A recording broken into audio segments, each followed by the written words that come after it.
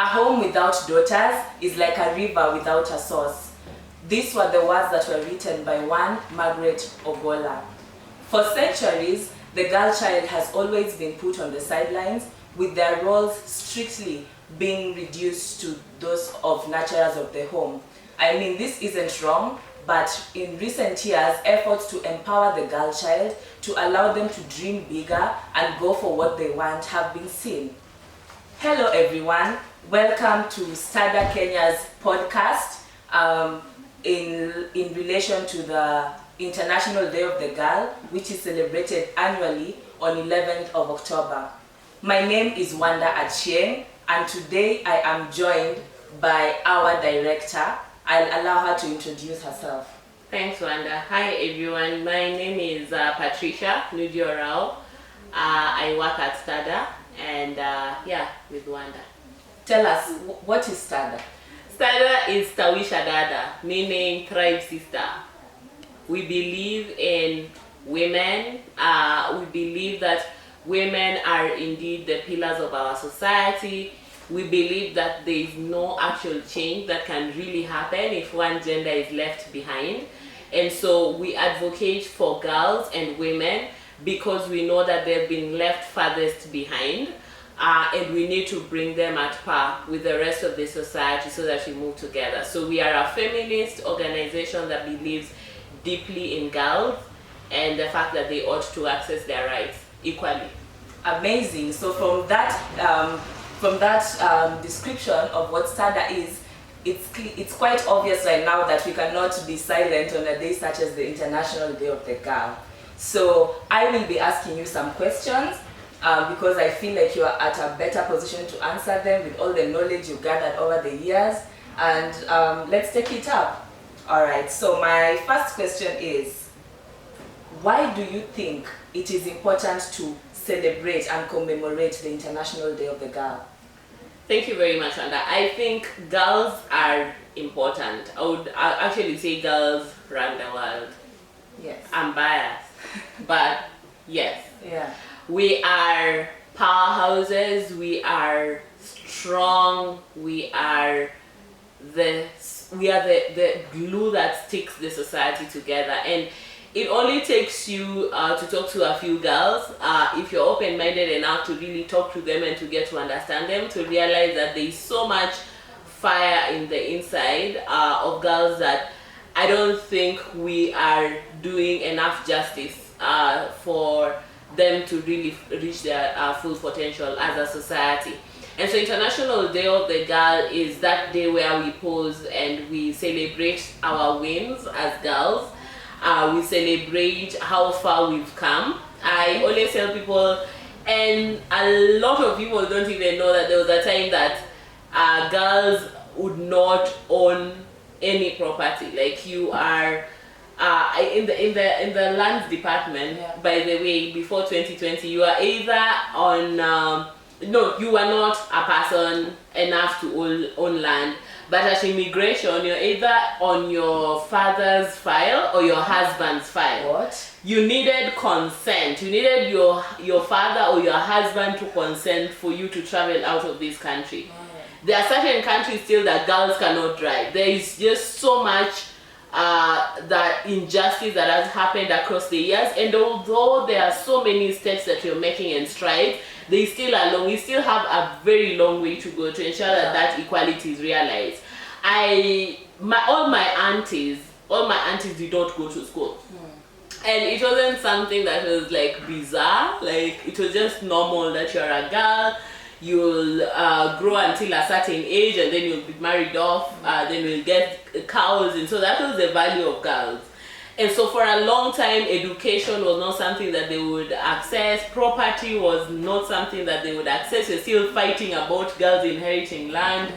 And so many other things that I think are still real injustices. But International Day of the Girl is that day that we pause and just begin to appreciate the long way that we've come to this point.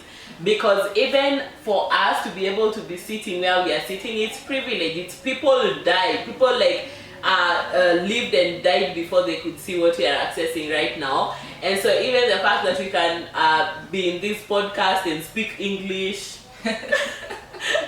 and communicate to the whole world and not be in some kitchen cooking, Yeah. it's a miracle. Yeah. And we are supposed to be able to understand how far we've come so that we understand why we need to fight for more rights to be able to be given to girls and for just girls to be equal. That's all. That's such an extensive answer. You're so wise. Thank you very much, Wanda. Very wise. All right, I'll move on to my next question. Yes. You are the founder of Sada, Yes. Sada. Yes. So I'd like to know, how is your organization commemorating the International Day of the Girl this year? Yeah. And how is it advocating for girls' rights and empowerment? Thank you. So for this year, we wanted to spend time with the girls. We have consistently spent time with the girls since we were founded in 2020 on the International Day of the Girl. So we go to schools, we spend time with the girls. But for this year, we want to document some of the successes, some of the things that we are seeing that are actually happening, because we are turning 3 this year. And so we are at the stage where we can now go to school. Yeah. And so there is already so much progress that we've seen. We have girls who've gone back to school, who dropped out of school because they gave birth. We have some who've gone to adult school, now they're in high school. We have some who've gone to vocational training, now they are working and they're earning a living. We have survivors who are able to now speak freely about their stories. We have teen mothers who are now in empowerment projects and they're able to take care of their children, and so much more in terms of just the successes and the strides that we've made, and just the empowerment that has happened within. Yes. Because a lot of times you see what has happened on the outside, but we really look at things like the confidence, like the confidence level, the fact that they can stand up and say things that they would never say, the fact that they can say like, I want a raise and this is the reason why. Like, that to me is great, because even that for women has been something that has not happened for a long time. And so just seeing the empowerment that happens within, and every time, even among our staff, we walked into meetings and the confidence is something that people actually really notice. That's true. And people ask me so many times, like, you have a bunch of young people who are extremely confident and they are able to articulate what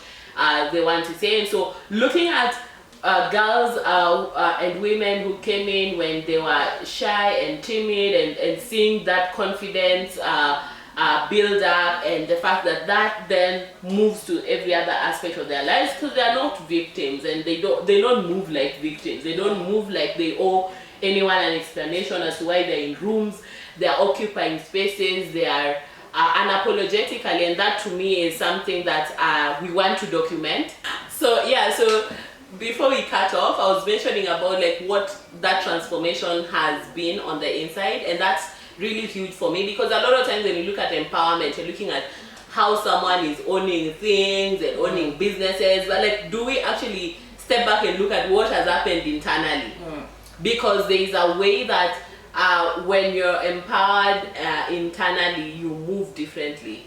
People all of a sudden realize that something has shifted, and they can no longer play around with you and joke around and be able to disregard you and make you feel less than, because there's a way that you move that earns the respect. And so seeing that happen is something that I feel that we need to document. And so this International Day of the Girl, we will document some of those successes and the transformation that has happened. Yes, amazing. So in your line of work, you deal a lot, particularly with the grassroots women and girls. So in your years of working, what particularly would you say are the most pressing issues faced by girls in your community? Okay, so there are a couple. One of the things that I feel is one of the greatest injustice in the area that we work is the fact that there's still not there's still a lot of illiteracy. Yeah. And they say education is the equalizer. I 100% believe that education is a difference. It makes such a big difference. It's one of those things that I 100% know that if I didn't go to school, I would not be here. Yeah. And that doesn't mean that I'm actually doing what I studied. I'm not even doing what I studied, because I chose to work around my passion. But there's something education does to you. Yeah. Like, it changes how you think, your perspective. That interactions with people makes you, and it makes you a better human. And this is not to say that people who've not gone to school are not wise. There are people who are generally wise. Yeah. And then there are people who've gone to school and are complete idiots. Students of life are Yes. the wise ones. Yes. So I'm not saying that it's a given that you take someone to school and then actually be amazing. There are people who've gone to school and warm chairs. Yeah. There are people who've never gone to school and they are amazing. And so I do not want to make that blanket argument, but school does help. It helps with the way you think, it widens your scope and all that. And to see a lot of girls in our neighborhood, in our community, not go to school.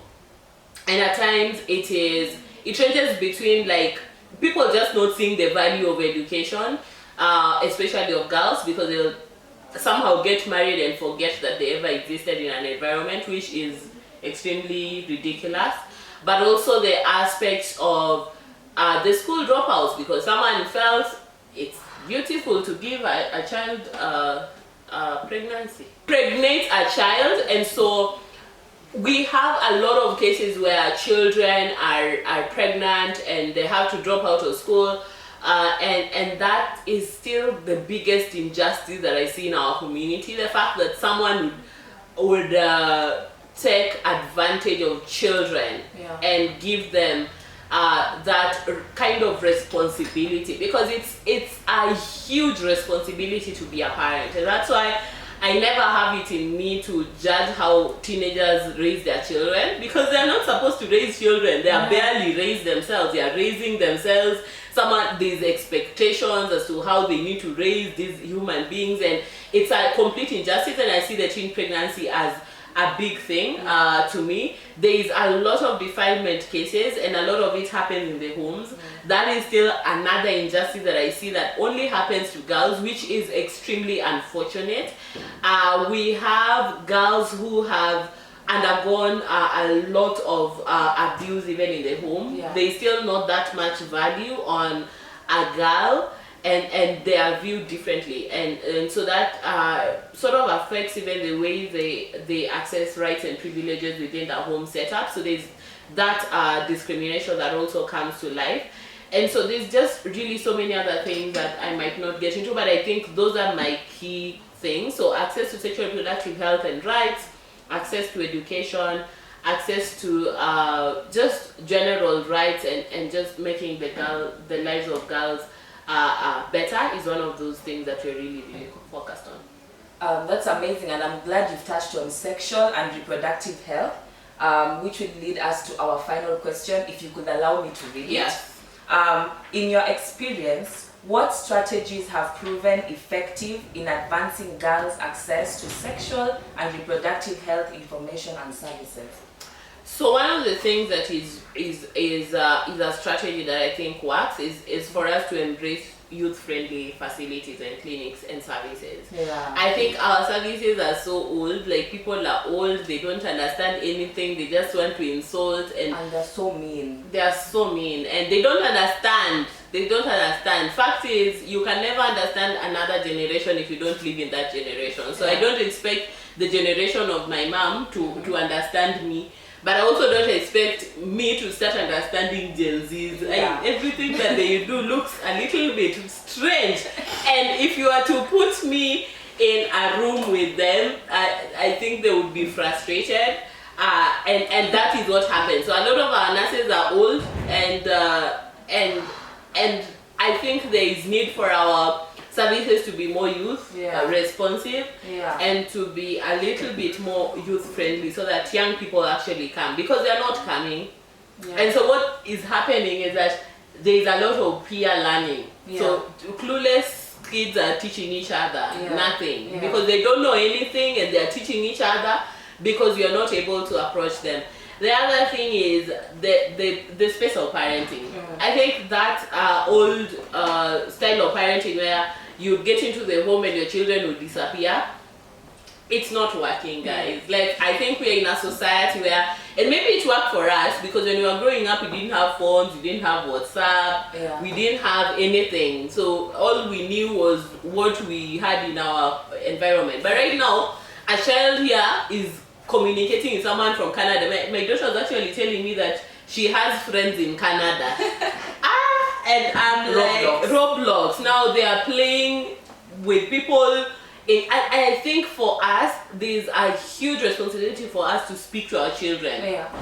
To be able to be ahead of the narrative and to try and ensure that you debunk everything that comes through your child. Because you are the expert.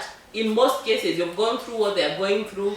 And at times you might not understand them because of the generational differences, because they're living in a completely different time than we live.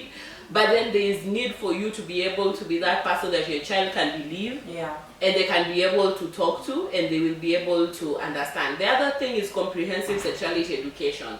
I still believe that there is a way that children must be taught about their sexuality in an age-appropriate manner, but they need to be taught. I was mentioning in my channel the other time that I've talked to children who don't know they were having sex. They thought they were playing, and they are actually having sex. And so those are some of the things that I think are happening that need to be able to be a bit responsive to the young people. Make sexuality education accessible to young people, ensure parents are talking to their children, because there is no one who can parent your child better than you. And I think the family setup is really the best place for education, because you spend a lot of time with your children. And it's unfortunate now that even when people close for long holidays, I was hearing a discussion yesterday, and I was like, kids are now coming back, there is no food. I don't know how we will do it for 2 months. It's like we have gotten to a point that children are now school's responsibility, and that I think it's a great disservice, because a teacher cannot parent a child. They have 40 other children that they actually are attending to, and so we need to be able to up our game in terms of parental care, and we need to have access to youth-friendly facilities for young people. Yes. Thank you for your responses. I think, guys, everyone who's watching this, the journey towards gender equality is still long, and there's so many stories around it. So I would urge you to share your stories with us. You can comment down below in the comment section, and feel free to support organizations that are working towards promoting gender equality in the long run. Support them, and that's all. Madam Patricia, thank you for joining us in this episode. I enjoyed your company, your insight, drinking from your cup. Will you come back? I think I would consider. Yeah, I will. So that's it from us. Happy International Day of the Girl Child. Bye. Bye.